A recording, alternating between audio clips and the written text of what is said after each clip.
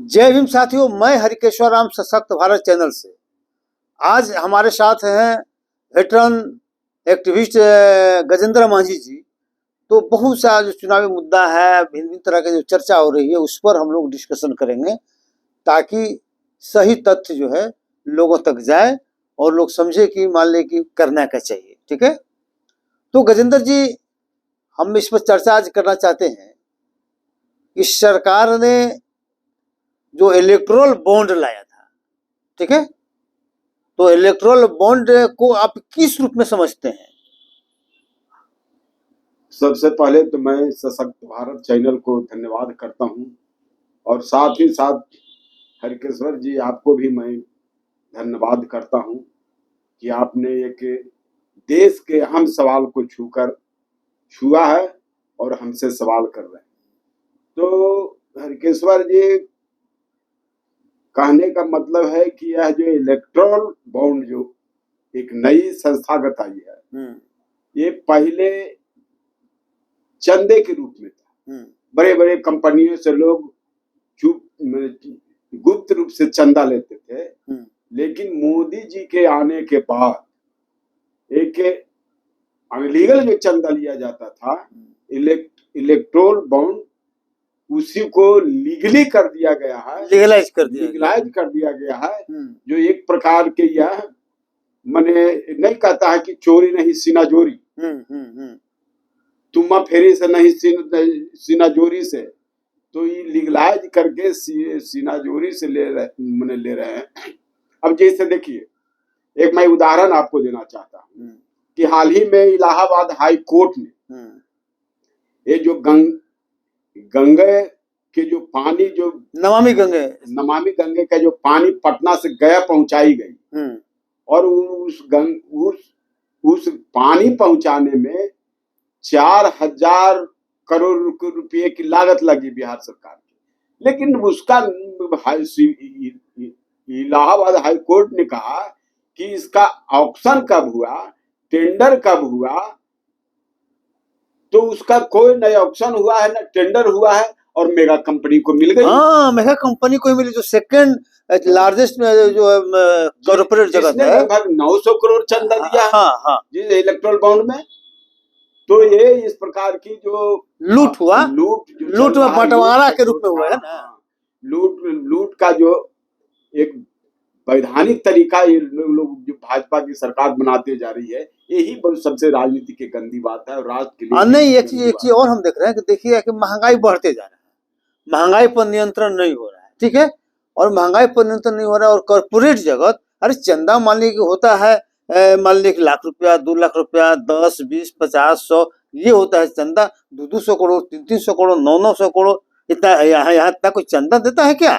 तो इसका मतलब है, हमको लगता है कि ऐसा क्या हुआ है कि उसको कमाने का पूरा छूट दे दिया गया है कि तुम जनता से जितना लूट सको लूटो, लेकिन जितना लूटते हो उसमें से आधा हमको दे दो चंदा के रूप में। यही हमको लगता है कि हुआ है। बिल्कुल हरकेश्वर जी, मैंने ये जो सिस्टम जो विकसित किया जा रहा है इंडिया में, वो पूंजी का संकेंद्रण के रूप में जो सिस्टम विकसित की जा रही है, मैंने 1% लोगों के पास इतना संकेंद्रण हो गई है पूंजी, केंद्रीकरण हो गया है कि तो मुद्रा का फ्लोइंग नीचे तो घटेगा ना। तो नीचे जब घटेगी तो गरीबी बढ़ेगा, बेबसी बढ़ेगा, लाचारी बढ़ेगी, तो उस हालात में एक वर्ग एकदम गुलाम की स्थिति में बनेंगे। वही हो रहा है। तो नहीं, सबसे बड़ी बात है कि जो पैसा, जैसे मान लीजिए कंपनी कोई है तो कोई प्रोडक्ट तैयार करती है तो मार्केट में बेचती है, तो अगर 10 रुपया के सामान को अगर 100 रुपए में बेचेगा वो, और सरकार कुछ नहीं बोलेगी, तो इधर महंगाई बढ़ेगा और पैसा टैक्स कहाँ से वसूलेगा? मान लीजिए 10 रुपया के सामान को 100 रुपए में अगर बेचेगा तो अल्टीमेटली जनता पर आएगा। तो जनता से पैसा लूट के, एक तरह से लूट हुआ। 10 रुपया के सामान को आप 100 रुपए में कर रहे हैं तो जनता के साथ लूट हुआ, और 90 रुपया जो फायदा हुआ, तो वही हमको लगता है कह रहा कि नहीं 45 हमको दे दो, 45 तुम रखो, आप 45 हमको तो इलेक्ट्रोल बॉन्ड की तरफ। तो ऐसा भी मान लीजिए कि यही हमको लगता है कि यही हो रहा है। आज तो भ्रष्टाचार इस कदर हरकेश्वर जी बढ़ गया है कि एस्टिमेटेड किया जाता है। मान लिया किसी भी चीजों की लागत 100 रुपये हैं, तो उनको 200 रुपये करके मैंने एस्टिमेटेड किया जाता है और कहता है कि 100 रुपया हमको 80 रुपया हमको दे दीजिए, हाँ। 20 रुपया मुनाफा में ले जाइए, हाँ। और हम 100 रुपया के काम करेंगे। तो इस प्रकार सरकार में जब एस्टिमेटेड बनेगा तो देश के क्या होगा, राज्य के क्या मतलब होगा, एस्टिमेट विकास लूट, के मतलब क्या एक अंदर लूट एक तरह से हो रहा है ना। मतलब इसी प्रकार जनता से चलेगा। जनता के इलेक्ट्रल पैसा बॉन्ड का भी संबंध इसी से है। जनता के पैसा का लूट, और लूट करने के बाद जो मुनाफा हुआ उसे बंटवारा, लीगल तरह से बंटवारा उसको हाँ, कर दिया। कहा कि नहीं तो चंदा ऐसे होता है क्या? कहीं कहीं चंदा होता है कि 1000 करोड़ 2000 करोड़ 3000 करोड़ कोई चंदा देता है? तो इसका मतलब लूट है, और लूट में बंटवारा का एक तरह से मान लीजिए कि लीगल, मान लीजिए कि प्रक्रिया मान लीजिए अपनाई गई है। तो निश्चित रूप से इससे बड़ा भ्रष्टाचार कोई नहीं, इससे बड़ा भ्रष्टाचार और कुछ हो नहीं सकता। हाँ, हाँ। लीगलाइज भ्रष्टाचार है जिस पर जनता भी खामोश है, लेकिन जनता खामोश तब तक रहेगी जब तक यह चीजें उसको शुरुआत में है, उसके जीवन तक नहीं पहुंच जाती। जब समझ जाए कि हमसे लूट रहा है, हाँ। हमारे लूटे हुए संपत्ति को बांट रहा है उसको, है कि नहीं? तो जिस दिन इन लोगों को पता चल जाएगा तो जनता इनको खदेड़ देगी। बिल्कुल, उस दिन जनता खड़ा हो जाएगी, खदेड़ देगी इन लोगों को, खदेड़ देगी। तो ये मालिक होगा। तो दूसरा अब सवाल ये है कि मोदी जी अभी देख रहे हैं कि पूरा बौखलाए हुए हैं। वो मीटिंग में बोल रहे हैं कि जो इधर क्या हुआ है कि उदाहरण दे रहे हैं कि केंद्र वहाँ पर कर्नाटक में जब कांग्रेस की सरकार गई है तो पहले उन्होंने मुसलमानों को धर्म के आधार पर आरक्षण देने का प्रावधान किया, ठीक है। और जो प्रावधान खत्म हो गया तो उन्होंने पूरा ओबीसी में ही उसको बदल दिया, ठीक है। और उसी चीज को मुद्दा बना के मोदी जी भाषण में बोल रहे हैं कि ये जो सरकार आएगी, कांग्रेस सरकार आएगी तो पूरा ओबीसी का आरक्षण को लुटवा देगी, ठीक है। मतलब जो ओबीसी का जो आरक्षण है उसी में से उनको भी देगी। तो नतीजा क्या होगा? नतीजा होगा कि ओबीसी का जो तो ये गलत लोगों को गलतफहमी पैदा कर रहे हैं। तो ओबीसी का मतलब सिर्फ हिंदू थोड़े होता है, ओबीसी का मतलब सिर्फ मुस्लिम थोड़े होता है, धार्मिक आधार पर तो है नहीं। तो ये लोगों को इस संबंध में आप क्या सोचते हैं? बिल्कुल, शायद नरेंद्र मोदी जी, मैं क्या कहूँ, मैंने भारत के प्रधानमंत्री हैं, सम्मानित लोग हैं, लेकिन संविधान को भी शायद पढ़ते हैं कि नहीं। मैं ये कहना चाहता हूँ कि ये लुटवाने के मामला कहाँ, जब बिहार के तमाम राज्यों में जो मुस्लिम हैं उसके अनुपात में उनकी बैकवर्ड में आरक्षण है या फॉरवर्ड में आरक्षण है, मैंने पर अग्री जातियों में भी आरक्षण है।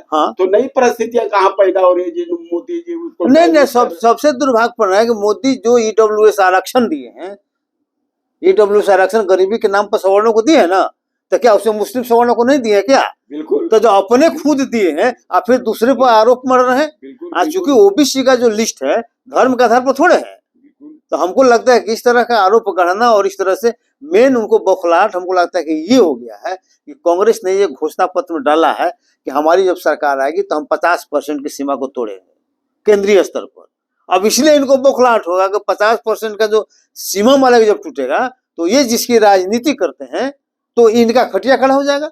इसीलिए बौखलाहट हमको लगता है कि इस तरह की बातों बोल रहे हैं। नरेंद्र मोदी जी के इस चुनाव में ऐसे भी खटिया खड़ा है, ये जाने वाले ही हैं, इसलिए बौखला भी रहे हैं, इसलिए भी बौखला भी रहे हैं, क्योंकि इनकी एक एक कजवाई देश हित में नहीं है, समाज हित में नहीं है, राज्य हित में नहीं है। तो ये कितना दिन लोकतंत्र में टिकेंगे? झूठ बोल के कितना करेंगे भाई? कितना बोल के आप कितने दिन भी इस भारत में टिके रहिएगा? हाँ, लोग धीरे धीरे जब बात को समझ जाएगा तो इंदिरा गांधी को तो छोड़वे नहीं किया, आप किस गली में है कि नहीं? जिस इंदिरा के खिलाफ मोदी जी ने सत्ता प्राप्त किए हैं वो इंदिरा तो 74 में दुर्गति में पहुंच गई थी। हाँ। लेकिन यही नरेंद्र मोदी जी अब खुद उसको झूठ बोल बोल कर मौका देने कर रहे हैं। अभी जाएंगे इनको, हमको लगता है कि अब इनको झूठ ज्यादा हो गया, लोग बर्दाश्त लगता है कि जनता में बर्दाश्त नहीं करेगा। अच्छा, दूसरे में अभी भी कह रहे हैं कि अब शेड्यूल कास्ट का भी जो है दलितों का, इसका भी आरक्षण दलितों उसको मुस्लिमों को लौटाने के फिर मिला, तो उससे कहाँ बात आ गई? ये तो अलग से बात हुआ नहीं कि हम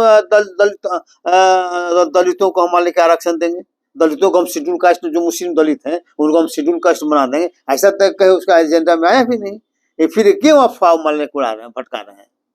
बिल्कुल, हम लोग में जो शेड्यूल कास्ट का आरक्षण है उस समय की परिस्थितियों के अनुसार अनटचबिलिटी के हिसाब से आरक्षण आधार पर आरक्षण की व्यवस्था की गई थी। मुस्लिमों के साथ आरक्षण अनटचबिलिटी नहीं हुआ था, इसलिए उनको नहीं मिला। वह उनके साथ अनटचबिलिटी होता तो उसी समय मिल गया हुआ होता। लेकिन ये मोदी जी दिग्भ्रमित कर रहे हैं, लोगों को डाइल्यूट कर रहे हैं और भरमा करके वोट लेना चाहते हैं। नहीं, तीसरा चीज ये है कि उनका ये लोग का ये कहना है जो कि जो बौद्धों में तो अनटचेबिलिटी नहीं, तो बौद्ध को कैसे मानने की देती है। ये कोई सवाल उठाता है लोग कि 9 बौद्धों को जो है ना उन्होंने अनुसूचित जाति का दर्जा दे दिया, तो जब 9 बौद्धों को बौद्धों में अनटचेबिलिटी नहीं है तो फिर मुस्लिम का उन लोग देने में क्या दिक्कत है। भारत के जो बौद्ध है हाँ, वो अनटचेबिलिटी के शिकार हैं, वही बौद्ध बने, इसलिए उनको तो मिलना ही हो। हाँ, मतलब जो अनटचेबिलिटी का शिकार रहे जो ऑलरेडी शेड्यूल कास्ट की सूची में थे और उसके बाद वो बौद्ध हम स्वीकार किए हैं, तो उनको मानने के मिला है। हाँ, तो वही लोग है ही, अनटचेबिलिटी के लोग ही है जो भारत के बौद्धिस्ट। हाँ, तो इसलिए उनको तो आरक्षण मिलना ही चाहिए, देना ही हो। अगर मान ले कि अगर मुस्लिम में, अगर मान ले कोई हिंदू में, हिंदू कर लीजिए, अगर अनुसूचित जाति में कोई था और बाद में अगर मुस्लिम हम स्वीकार कर लिया, मान ले 1950 के बाद, ठीक है, संविधान लागू होने के बाद, तो अगर ऐसा केस आया तो उस पर तो विचार होना चाहिए। लेकिन अगर 200 साल पहले चला गया तो जिसका अनटचेबिलिटी 200 साल पहले खत्म हो गया तो उस शेड्यूल कास्ट में कैसे आएगा, सवाल ही नहीं है क्या। बिल्कुल।